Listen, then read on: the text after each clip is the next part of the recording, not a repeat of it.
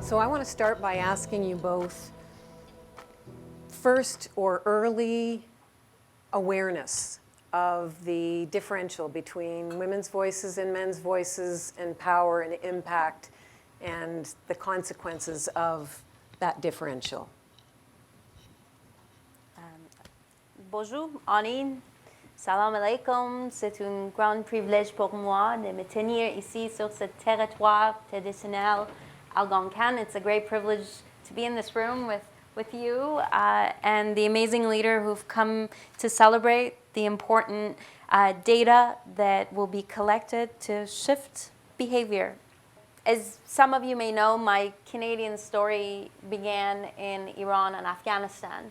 And both these places, women and girls pursuing higher education, in Afghanistan, pursuing any education at all, being out, doing something as simple as shopping, let alone something like politics or being out on media, were not only not welcomed, but in many cases illegal. And so my early awareness has truly shaped my appreciation for countries like Canada, where we are far from perfect, but the fact that we're starting to do work more and more in this sphere, collecting the data, shedding light, it's a reminder of how privileged we are to be in this country and the extent to which we set a standard for others to follow. So I do want to, before we go any further, I do want to thank you, Professor Tabada, and the team who's working with you, and you, Kelly, for inspiring this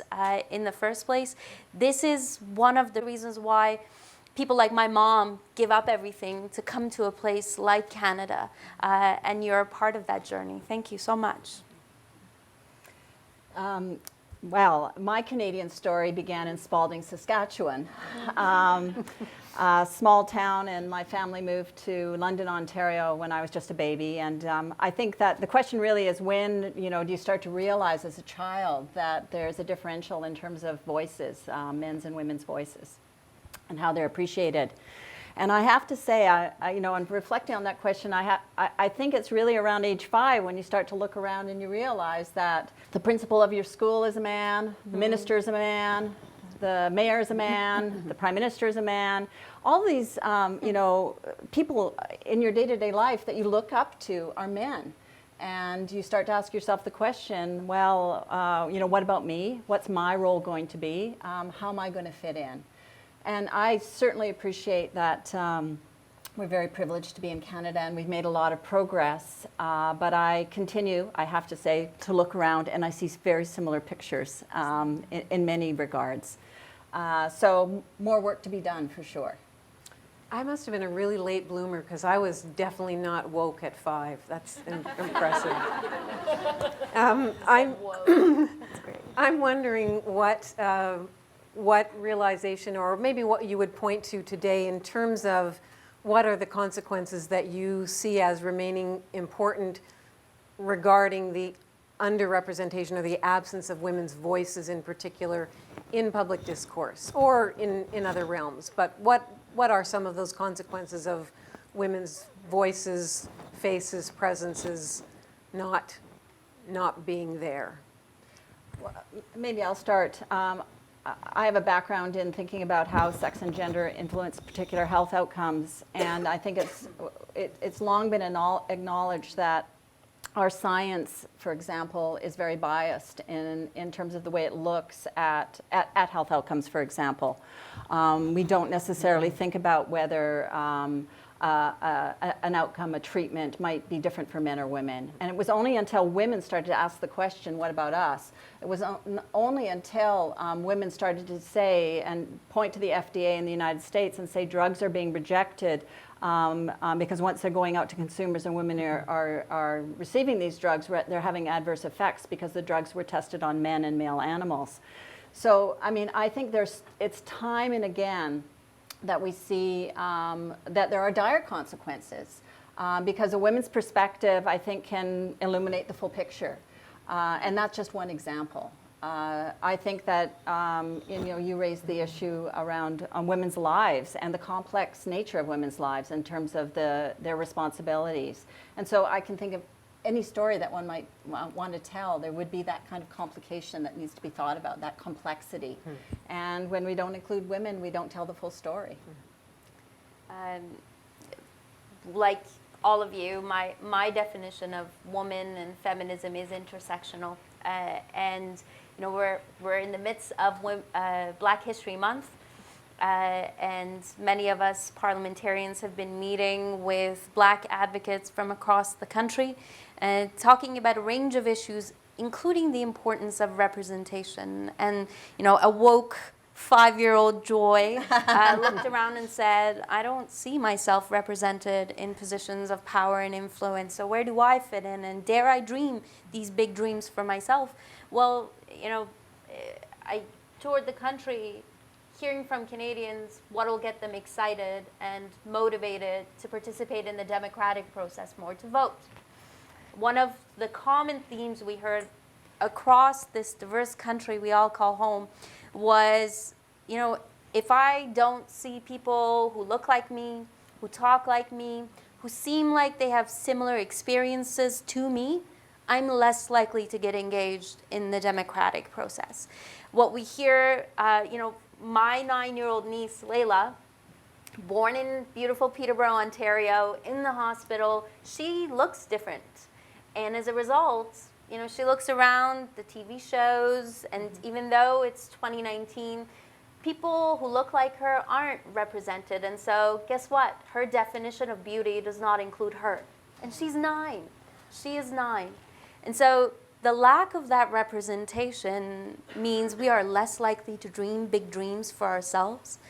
But I also, think back to a day that shook our world. September 2001, 9/11, you talk to any Muslim in any corner of the world, and they will tell you that that was a day that shook the world. Yeah. And it changed the way the world talked about Muslims for a long time. We're still experiencing the discrimination and the Islamophobia that particular experience fueled. I have to wonder, what would have been different? What would have changed if the commentary in the media during that really significant moment in our history had included the voices of Muslims? And even the voices of women as well. I mean, I just think, when you think about commentary on issues like that terrible disaster, most of the stories were being covered by men at that time as well. And so I think to really, again, fill out this perspective, ideally Muslim women covering that story would be what I think we would really hope for. Absolutely. I'll just make a plug for the database. We have Muslim women in our database of experts, just so you know. Thank you. We welcome others. And on the issue of intersectionality, I'd be interested in hearing from you both about what kinds of things we can and should be doing to offset those barriers that are still really present for Muslim women, for Black Canadians, for Indigenous peoples, in terms of representing their voices in public discourse and elsewhere, or in the university for that matter. As researchers, you have such tremendous power, and I know that you also have a lot of responsibilities and pressures. Gender-based violence, ending it, preventing it, responding to it thoughtfully is critical. If I don't feel safe in any environment, I'm less likely to give it everything I've got, and I'm less likely to stay there. And so, we're developing a framework so that every post-secondary institution across this country offers a minimum set of policies and responses to students and people who work on post-secondary institutions, either as administrators or researchers.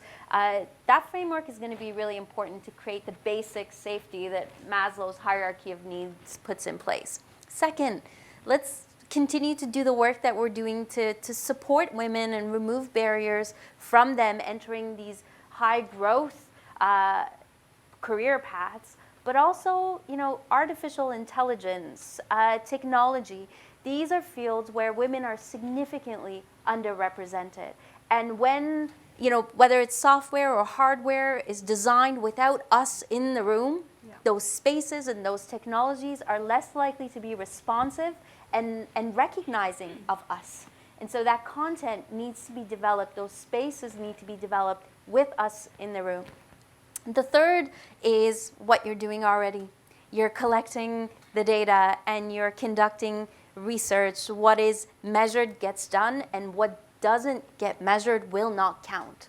So that's really significant, and what we've done as a federal government, recognizing that we too have a responsibility in ensuring that we're collecting the right information, we've introduced, in partnership with Statistics Canada, Canada's first diversity and inclusion statistics portal. So not only are we beginning to do a better job at providing that intersectional gendered lens to our data, but we're also pooling the existing data that Statistics Canada collects. And I'll make a plug here. For the researchers in the room who are particularly focused on gender-based violence, we have a call for proposals out right now for research. And so your ongoing contributions to both primary and applied research is very much needed, and we invite you to apply. Yeah, that's great. Yay, super Terrific. nerds, clapping for research. Thank you. Yeah. I think the university has a really important role to play in terms of the question of making sure that underrepresented groups feel included at the university. There's been a lot of work happening across the university sector in Canada around equity, diversity, and inclusion. And we are now measuring more and more different represented groups, women. We're looking at people with disability in our workforce and in our student body, racialized groups. And I think, so we're getting better at measuring. I don't think we're quite there yet in terms of thinking about how we can work on inclusion to the degree we need to. And I think equity and diversity, we're moving. So let's work on inclusion so that once people join us, that they do feel included. And that goes to your point, I think, around safety, making sure that our spaces and places are safe. I would also say that as a university sector, now women are, I think 60% of university graduates are women now. And so they are graduating in great numbers, greater numbers, but they're not necessarily finding themselves in the roles that they want to find themselves in. And I would say, to the minister's point, that there are particular fields, science and engineering, where we do see an underrepresentation of women, and particular racialized groups as well, I would say. And I think the work has to also happen in the schools, in the elementary schools, in the high schools. I think women and girls from very early on are given messages about what they should be funneled into for their careers. And we know this in terms of science and math. And there's more work to be done in that regard. University sector is also very committed to reconciliation, and Simon Fraser University, like many universities now, are moving forward on the calls to action, thinking about ways in which we can walk the talk. And again, it's hard, and it needs to be done in partnership with our First Nations communities. And until we find a way to make sure that First Nations students feel comfortable and welcome in universities, and then that they succeed in our midst, we're not going to have the success that I think we'd all want for Canada. So I think we've come a long way, but there's certainly a long way to go. And I think any university administration, if this is not top on their mind, I think there's something wrong, because this really is a matter that all Canadians need to be thinking about. Well, and your government really took a specific initiative that was around what gets measured gets done. Your colleague, Minister Christy Duncan, in tying CRC funding to meeting diversity and equity targets. Do you want to talk about what went on to get that happening? And Joy, I'd love to hear how Simon Fraser University responded to that. So how many of you know who Kirsty Duncan is? Yeah. Okay, she is truly a star and a tireless advocate, and her vision for this country, for science, and for economic growth is very much driven by her own personal experience. A researcher early on in her career, in her 20s, leading a delegation of 19 researchers to Canada's north to study some of the greatest challenges that we've seen. Kirsty Duncan was often the only woman in the room, and she would go on to find out that though she delivers great work, both as a researcher and as a teacher, that she's paid less for the same work. So as most of us who choose to engage in this work, it's personal. But like a good scientist, she's also driven by the data. She sees what you see, that decades have gone by and we haven't seen the change that we need to see. But why do we need to see this change? Because diversity and gender equality is directly correlated to economic growth. If Canada is to reach its full potential, if Canada is to be as competitive as it can be, to leverage all the diversity that exists in this fast-paced environment in which we find ourselves in, we have to make sure that we have all the talent in the room, because the talent we leave out of the room is the money we've left on the table. So all of this combined with the strong call to action that she heard from Canadians across the country and her own really effective advocacy led to not only being there a connection to Canada Research Chairs funding and greater diversity, but what we've seen is the greatest investment in Canada's history in research and science, and that's because that woman knows how to get things done. She sure does. Hear, hear. Yeah. I do have to applaud Minister Duncan for the work that she has done. I hearken back to many of you might know about the debacle related to the Canada Excellence Research Chairs, and the announcement came out about who was going to be receiving the chairs, and this was quite a while back, and of the 10 chair recipients, all were men. And I think a ripple went through the country, and we started to realize that we did have a problem on our hands, both in terms of who was being selected, being put forward, and how they were being judged. And then Minister Duncan looked at the Canada Research Chair Program and started to do a bit of a back-of-the-envelope look at who was receiving Canada Research Chairs. These are among the most prestigious chairs in Canada, given to universities to actually recruit and retain top talent. And again, the statistics were dire, in particular fields, in particular in the science and engineering areas in particular. But across the board, we were not seeing the numbers that we would like to see in terms of inclusion. And so Minister Duncan very bravely said to the universities, you better get your act together, because I will not give you money for chairs anymore unless you actually put an equity plan in place, unless you actually can demonstrate that you are doing training of your hiring committees so that they are aware of gender bias in their processes, that you are going out of your way to recruit outstanding candidates. And I'm going to insist that you actually publish and track equity targets for your university. And if you don't, I will take your funding away. Now, this actually does make people pay attention. I have noticed that. And like any good university, Simon Fraser University has paid attention. And I do have to say we were fairly lucky at SFU, because we already did see quite a bit of diversity across our CRCs. But it's been great for us. It really has spurred us on to do more and to take up the file in a really meaningful way, and to be thinking about what we need to do to walk the talk of equity, diversity, and inclusion. And it starts with the CRCs, but it's for the whole university.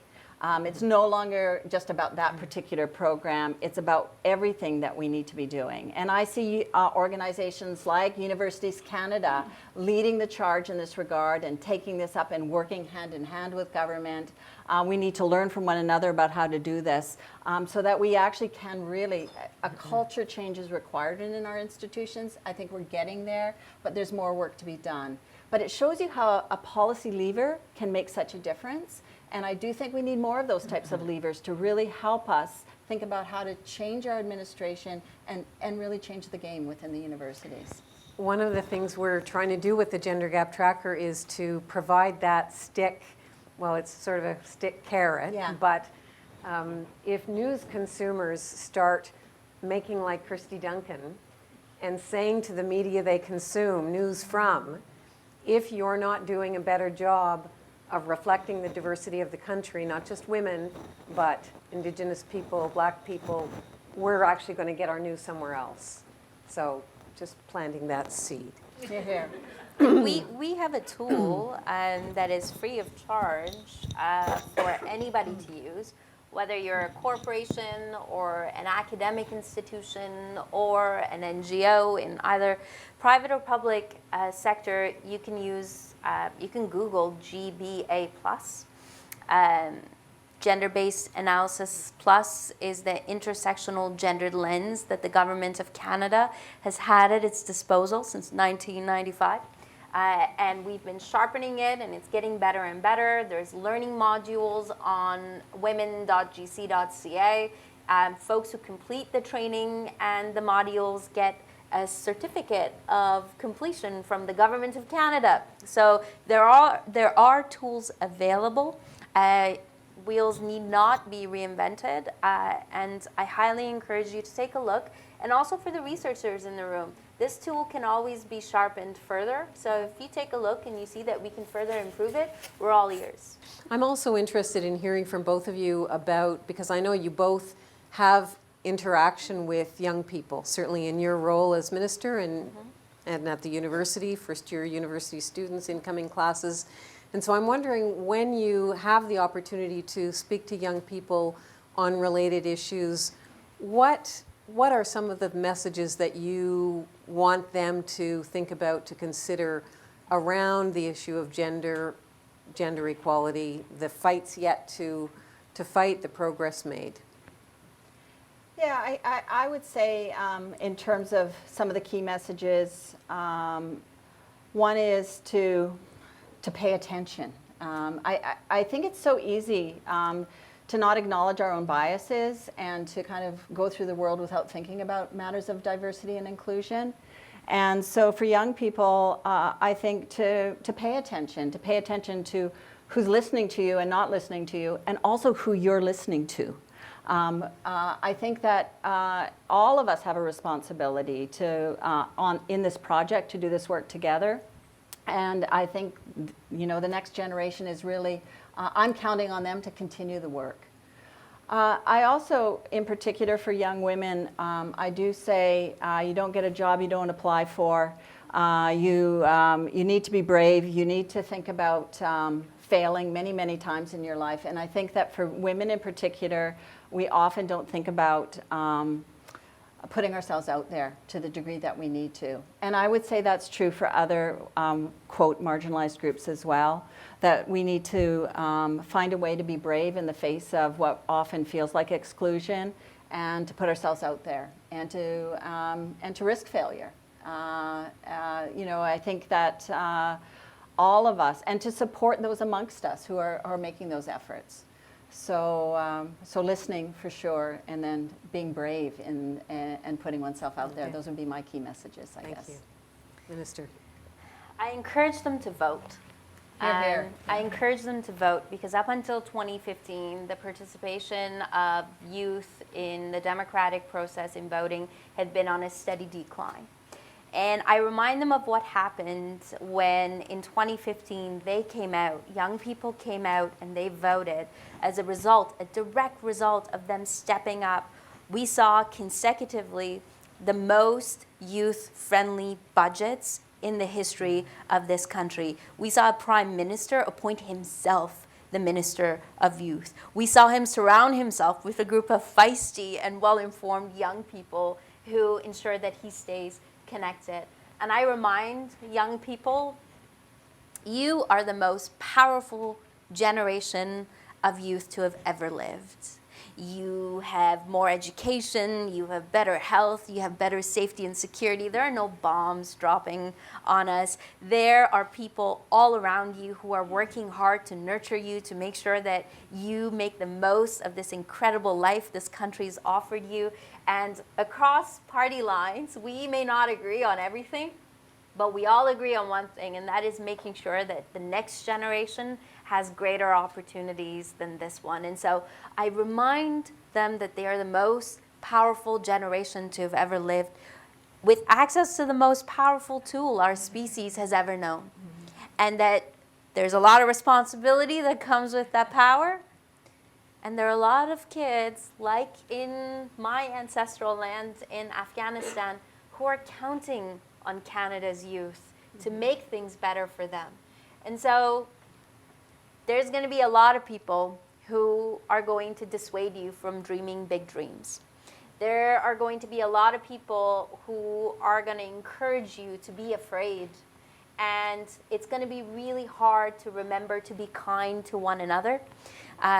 But to dream big dreams and to stick together, because you never know if the person sitting next to you in your classroom today is going to be the Prime Minister of this country, the person who heads the United Nations, who comes up with a cure for cancer, or someone who's going to teach your kids or give you that loan when you need it for starting your business some years from now. So dream big dreams, vote, and be kind.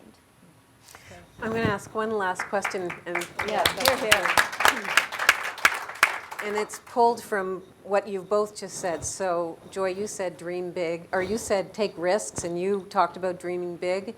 And I'm wondering if, and I'm going to give you a little time to think about this, but I'm wondering if you have a failure of your own, because what stops us all from taking risk is that fear of failure. So if you could share with us a failure that you had that you learned from, and you know, to inspire others to be willing to take those risks. I'll start. I applied to the communications, very competitive, I have to say this for my own reputation, very competitive communications program, graduate school at Simon Fraser University, and I did not get accepted. And I was crushed. And then I went over to the education faculty, and they had more space and maybe lower standards, and so I was accepted. And then a year later, I got into the program that I had wanted to be in because I had started writing op-eds in the Vancouver Sun, and the chair of the Department of Communications at SFU saw me in the hallway one day, and he'd read my op-ed in the Sun, and he said, "Shari, how come it says you're in the education faculty?" So that's how I got into the communications faculty. That's great. But I was crushed at that failure. So. I have my failure story also has to do with SFU. And actually, there's a trend here. I work at SFU now, so there's a little bit of a nice circle. And a lot of people might not know this, but I applied to be the Dean of Health Sciences at SFU over 10 years ago, a long time ago, more than that even. And I was feisty, and I applied for a job that I wasn't sure I was going to get. I knew it was going to be a bit of a stretch. And I remember talking to the headhunter, and he basically told me it was too soon, and that he wasn't going to put my name forward as one of the shortlisted candidates. The good news about this, and I thought this was kind of amusing, he said, you know, you're like a young Wayne Gretzky. That's what he told me, and I was like, what is that? Like, that's going to work for me anyhow. So he did kind of encourage me, and he said, you know, I do think that you're going to go somewhere and be able to, move forward into a leadership role, but it was too soon. And I was crushed. But I also learned, and it's actually, I find that really that process of benchmarking really important, to apply for a job that you're not going to get. You learn something. And I have to say, 5 years ago, I applied for the Vice President Research job at Simon Fraser University, and I got it. And I'm thrilled to be in that role. And I don't know if I'd be in that role had I taken that other position or been offered it. So, it is hard. I think all of us, if you don't get something you really want, you feel, disappointed, and you doubt yourself, and we all do that. But look for the bounce, I say. There will be one. You just have to find it. Look for the bounce.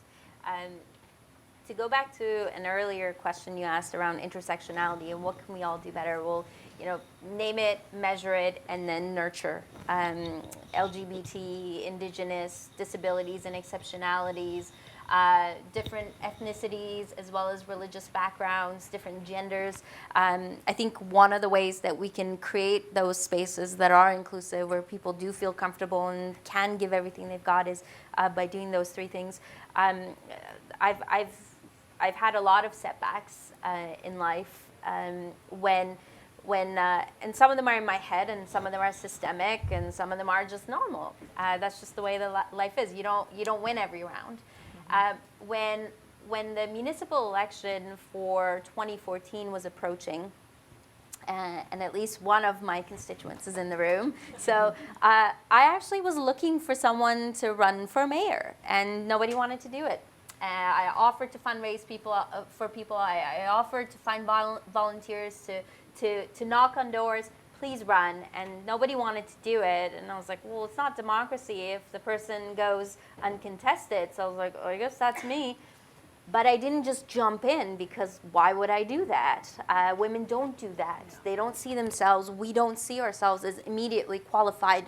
I hope that changes more quickly. I went and talked to 150 people in the community, influencers and leaders. Should I do it? Is this a good idea? Is this bad for my brand? Is anyone actually going to vote for me?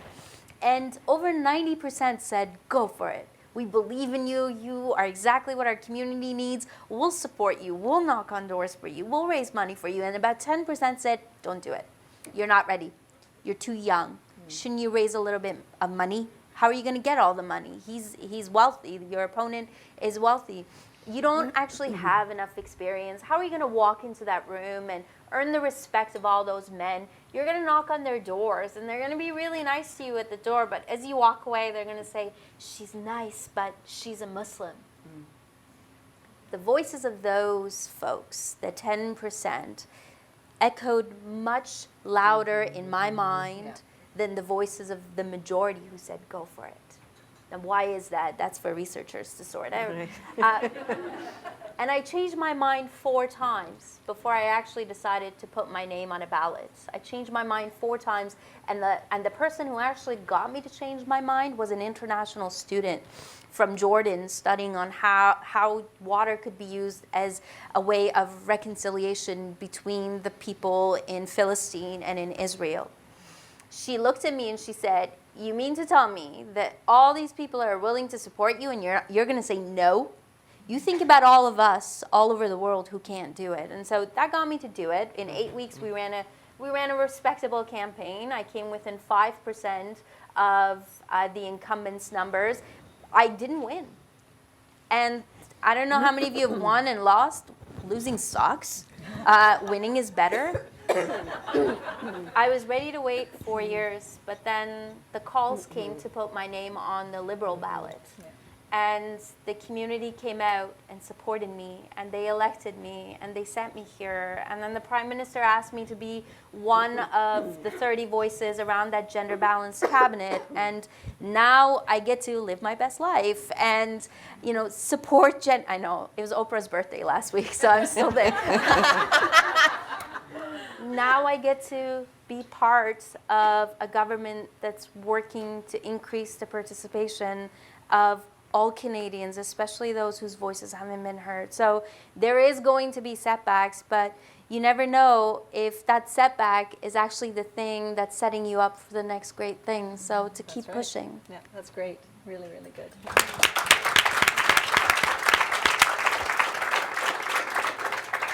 That's a perfect story to end on, and it's a perfect source of inspiration, because I think that choosing to run for office, especially as a young Muslim immigrant woman in this country, I can't think of a riskier, harder thing to do than that, because you know that if you fail, and I'm using fail in quotation marks, it's really public. Everybody knows. My failure, Joy's failure, those were infinitesimal in comparison. So I really, really salute you, Minister. And thank you for very, very much for sharing that inspirational story with the rest of us.